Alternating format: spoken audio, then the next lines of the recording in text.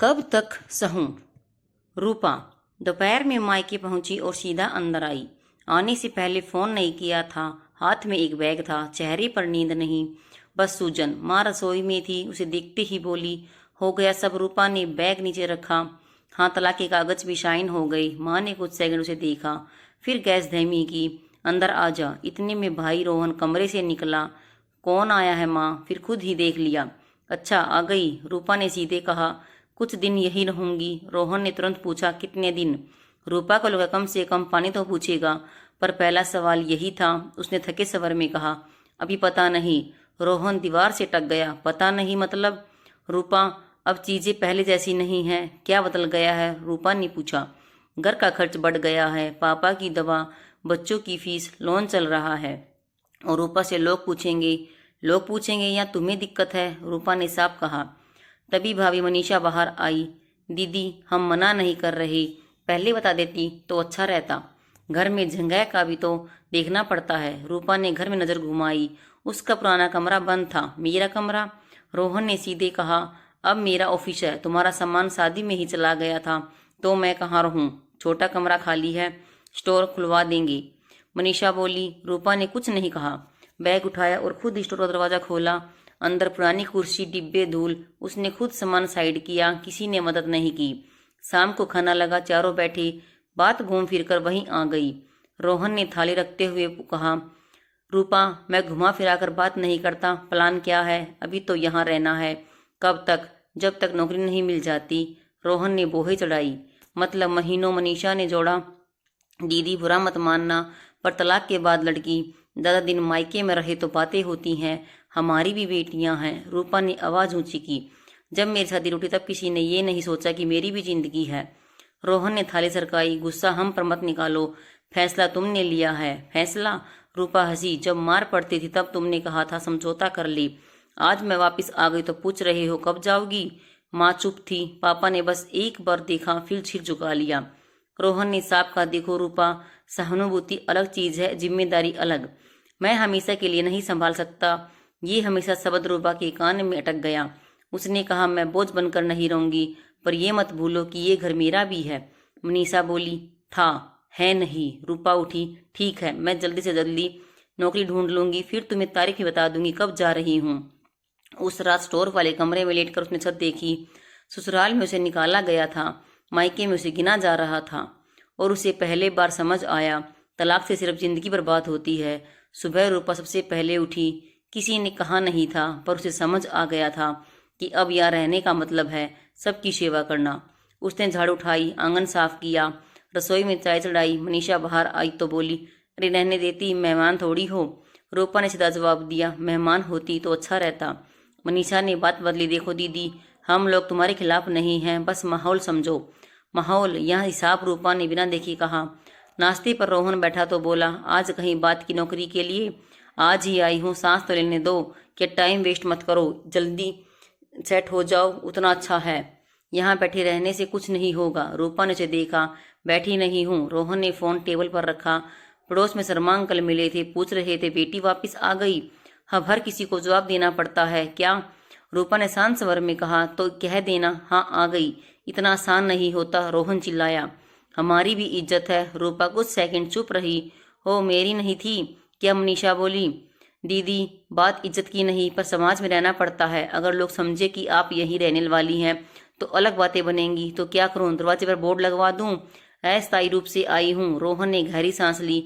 देखो रूपा, मैं साफ बोल रहा हूं। 1-2 महीने ठीक है, पर सालों तक नहीं चल सकता। मैंने सालों की बात कब की? रूपा की आवाज ठंडी थी। तुमने नहीं की, पर हालात ऐसे बनते हैं। तलाक के बाद लड़की को खड़ा होने में टाइम लगता है। मैं पहले से साफ कह रहा हूँ। रूपा ने थाली हटाई। मतलब टाइम लिमिट है? रोहन ने सीधे कहा, हाँ 2 महीने। उसके बाद तुम्हें कुछ फैसला लेना होगा। माँ तुरंत बोली, रोहन ऐसे मत बोल। तो कैसे बोलूं? रोहन ने माँ को भी रोक दिया। घर चलाना पड़ता है मुझे, इमोशन से नहीं चलता। रूपा ने माँ की तरफ देखा। माँ की आंखों में पानी था, पर शब्द नहीं। मनीषा बोली, दीदी, अगर नौकरी मिल जाए तो अच्छा है, नहीं तो कोई पीजी देख लेना, हम मदद कर देंगे ढूंढने में। पीजी? रूपा हंसी। अपने ही शहर में किराए पर रहूं जब मेरा घर यहीं है? रोहन ने तुरंत कहा, ये घर अब मेरा है, पापा ने मेरे नाम पर कर दिया है, बात साफ है। ये सुनते ही रूपा कुछ सेकंड तक उसे देखती रही। अच्छा, इसलिए सवाल कब तक रहोगी इतना आसान था। रोहन चुप नहीं हुआ। तुम गलत समझ रही हो, मैं तुम्हें निकाल नहीं रहा, बस व्यवस्था बता रहा हूँ। रूपा खड़ी हो गई। निकालना ऐसे ही होता है, रोहन धीरे धीरे शब्दों में कहा। मनीषा ने तीखे तौर में कहा, तो क्या करें, तो ताली बजाएं कि आप तलाक लेके वापिस आ गईं? हमारी भी जिम्मेदारियां हैं। रूपा ने सीधा जवाब दिया, मैं तुमसे सहानुभूति नहीं मांग रही, बस जगह मांगी थी। रोहन ने आखिरी बार बात कही, जगह दी है पर हमेशा के लिए नहीं। उस दिन रूपा घर से बाहर निकली। पहली बार उसे लगा कि नौकरी जरूरत नहीं, मजबूरी है। शाम को लौटी तो मनीषा फोन पर किसी से कह रही थी, हाँ दीदी आ गई हैं, देखते हैं कब तक। आजकल लड़कियां एडजस्ट नहीं करती। रूपा दरवाजे पर खड़ी ये सब सुन रही थी। अंदर आई और सीधा बोली, भाभी मैंने एडजस्ट बहुत किया है, अब बस रहना है और जल्दी जाना है। मनीषा चुप। रात को रोहन कमरे में आए। देखो रूपा, पर्सनल मत लो, मैं बस साफ रहना चाहता हूँ। रूपा ने कहा, साफ हो गया, 2 महीने हैं मेरे पास, उसके बाद मैं खुद चली जाऊंगी, तुम निश्चित रहो। रोहन ने सिर हिलाया, बस यही चाहता था। रूपा ने सोचा, तलाक का दर्द एक तरफ था पर यहाँ समय की गिनती ज्यादा चुभ रही थी। अब उसके पास रोने का वक्त नहीं था, सिर्फ 2 महीने थे और खुद को साबित करना था। 10 दिन हो गए थे। रूपा रोज सुबह निकलती, फाइल लेकर ऑफिस घूमती, कहीं रिज्यूमे छोड़ती, कहीं इंतजार करती। जवाब एक जैसा मिलता, देखते हैं। घर लौटते तो वही नजरें उसका इंतजार करती मिलती, जैसे घड़ी देख रही हो। उस दिन शाम को घर के बाहर चप्पल ज्यादा दिखी। अंदर गई तो ड्राइंग रूम में लोग बैठे थे, मिठाई की प्लेट, पानी के गिलास। मनीषा साड़ी बदल कर बैठी थी। रूपा समझ गई, रिश्ता आया है। माँ उसे देखते ही घबरा गई। तू अंदर चली जा। क्यों? रूपा ने पूछा। रोहन पास आया, धीमे पर सख्त स्वर में कहा, मेहमान आए हैं, तू अभी अपने कमरे में रह, मेरे होने से क्या होगा? रूपा ने सीधा देखा, बात मत बढ़ा, लड़के वाले हैं, सवाल करेंगे। रूपा के चेहरे पर सीधी रेखा खिंच गई। तो जवाब देना बहन है, तलाक हो गया है, यही रह रही है। रोहन का चेहरा तना। हर बात ऐसे नहीं बोलते, सब चीजें बतानी जरूरी नहीं होती, मेरी जिंदगी छुपानी जरूरी है। रूपा ने बिना आवाज ऊंची किए कहा। मनीषा बीच में आई, दीदी प्लीज माहौल मत खराब करो, एक बार इस तरह तय हो जाए फिर आराम से बैठकर बात करेंगे। रूपा ने पूछा, मतलब अभी मैं बोझ हूँ, बाद में बहन बन जाऊंगी? रोहन ने दांत पीच कर कहा। रूपा अंदर जाओ। पहली बार उसने उस लहजे को सुना जिसमें भाई कम घर का मालिक ज्यादा था। रूपा मुड़ी और छोटे कमरे में चली गई। दरवाजा बंद नहीं किया, बस अध खुला दरवाजा छोड़ दिया। बाहर से हंसी की आवाजें आ रही थी। कुछ देर बाद उसने साफ सुना, लड़की की माँ पूछ रही थी, और कोई भाई बहन? रोहन की आवाज आई, नहीं, बस हम दोनों ही हैं। रूपा के हाथ अपने आप कस गए। उसने दरवाजा तोड़ा और खोला। लड़की की माँ फिर बोली, आजकल तो लड़कियों की बहनें साथ रहती हैं तो दिक्कत हो जाती है, घर छोटा पड़ जाता है। रोहन ने हल्की सी हंसी में कहा, नहीं नहीं, ऐसी कोई बात नहीं है, हमारे यहाँ बस इतना सुनना काफी था। रूपा बाहर आ गई। सबकी नजर उस पर टिक गई। कुछ सेकंड के लिए पूरा कमरा चुप। रोहन खड़ा हो गया। तू अंदर क्यों आई? रूपा ने सीधा लड़के वालों की तरफ देखा। नमस्ते, मैं इनकी बहन हूँ, तलाक हो चुका है मेरा, अब यहीं रह रही हूँ। माँ का चेहरा उतर गया। मनीषा ने आंखों से इशारा किया, चुप रहो। लड़के की माँ ने हल्की मुस्कान बनाई। अच्छा अच्छा, रूपा ने बिना मुस्कुराए कहा, बस सोचा झूठ न रहे हवा में। रोहन ने उसका हाथ पकड़कर किनारे किया। बहुत हो गया रूपा। मेहमान कुछ ही मिनट में उठ गए। जाते जाते उतारी मुस्कान पर आंखों में साफ झिझक थी। दरवाजा बंद होते ही रोहन फट पड़ा, तुम्हें समझ नहीं आता, हर बात बोलनी जरूरी थी? रूपा शांत खड़ी रही। झूठ जरूरी था। मनीषा बोली, इससे टूटा क्या? टूट गया तो जिम्मेदार कौन होगा? अगर मेरी मौजूदगी से रिश्ता टूटता है तो वैसे भी टिकता नहीं। रूपा ने सीधा जवाब दिया। रोहन ने ऊंची आवाज में कहा, तुम्हें अपनी लड़ाई लड़नी है तो अलग रहो, मेरे घर में आकर मेरी जिंदगी मत बिगाड़ो। ये शब्द साफ थे, मेरे घर में।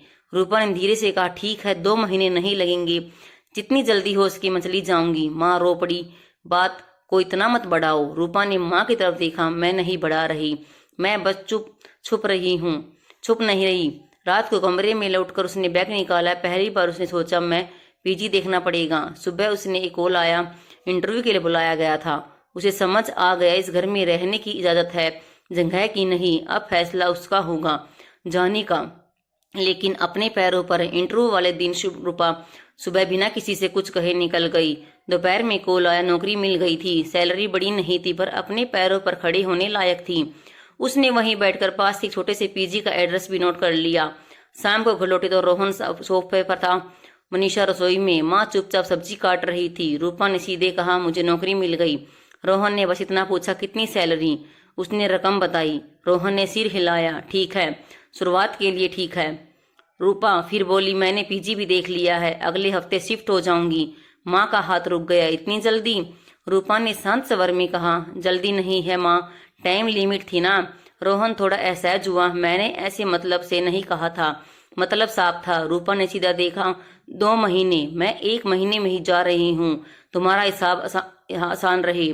मनीषा बाहर आई, दीदी बात बताना मत बनाइए, हमने सिर्फ व्यवस्था की बात की थी। रूपा ने पहली बार थोड़ा कड़वा सच रखा, व्यवस्था में मैं फिट नहीं हो रही थी, बस इतनी ही है। रोहन उठ खड़ा हुआ, तुम चाहो तो रह सकती हो, अब तो नौकरी भी है। रूपा ने हल्की सी मुस्कान दी, रह सकती हूँ लेकिन अपनापन किराए पर नहीं मिलता। रोहन कुछ सेकंड कोई कुछ नहीं बोला। रूपा अपने कमरे में गई, बैग निकाला, इस बार सामान समेटते हुए हाथ नहीं कांपे। अलमारी में रखने को था ही क्या, कुछ कपड़े, कुछ फाइलें और थोड़ी सी चुप्पी। शिफ्ट होने वाले दिन सुबह उसने खुद ऑटो बुलाया, बैग बाहर रखा। माँ दरवाजे पर खड़ी थी, आंखें लाल। माँ ने धीमे से पूछा, बुरा मान गई क्या? रूपा ने सिर हिलाया, नहीं माँ, बुरा तब मानती जब उम्मीद रखती। रोहन बाहर आया, देखो रूपा, अगर कभी जरूरत हो तो। रूपा ने बीच में ही कहा, जरूरत होगी तो खुद संभाल लूंगी, अब कोशिश करूंगी कि किसी को जवाब न देना पड़े। कब तक रहोगी? रोहन चुप। मनीषा बस देखती रही। रूपा ने आखिरी बार घर को देखा, यही घर था जहां वह पली थी, फिर भी यहाँ उसके रहने की मियाद तय हुई थी। ऑटो में बैठते उसने साफ कहा, मैं जा रही हूँ, भाग नहीं रही। आपने दम पर ऑटो चल पड़ा। पीछे घर छोटा होता गया। उसने फोन निकाला, नई नौकरी वाले ऑफिस का मैसेज फिर से पढ़ा। इस बार आंखों में पानी नहीं था, बस एक सीधा सा सस्ता, जगह मांगने से नहीं मिलती, बनानी पड़ती है। और इस बार उसने तय किया, अगली बार किसी घर में जाएगी तो अपनी शर्तों पर। इसलिए दोस्तों कहते हैं कि अपनी बेटी को इतना काबिल बनाओ कि उसे किसी के आगे हाथ न फैलाने पड़े। आपको वीडियो अच्छी लगी हो तो वीडियो को लाइक करें, शेयर करें, सब्सक्राइब करें।